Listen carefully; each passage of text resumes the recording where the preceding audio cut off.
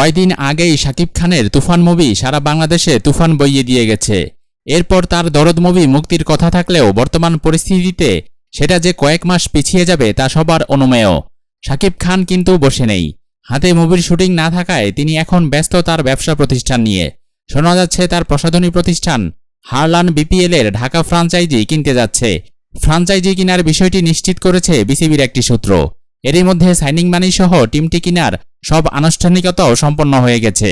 BPL এর ঢাকা ফ্রাঞ্চাইজির নাম এক এক সিজনে এক এক রকম হয়েছে। যেমন 2012-13 সালে এর নাম ছিল ঢাকা গ্ল্যাডিয়েটর্স। এরপর এর নামকরণ করা হয় ঢাকা ডাইনামাইটস, যেটি 2015 থেকে 2019 সাল পর্যন্ত ছিল। 2019 থেকে 2020 সালে এর নাম ছিল ঢাকা প্লাটুন। 2022 সালে এর নাম হয় মিনিস্টার ঢাকা। 2023 সালে হয় ঢাকা ডোমিনেটর্স। আর বর্তমানে এর নাম হচ্ছে দুরন্ত ঢাকা। তবে শাকিব খান যেহেতু টিমটি কিনেছে, তাই এই দলটির নাম আবার পরিবর্তন করা হতে পারে।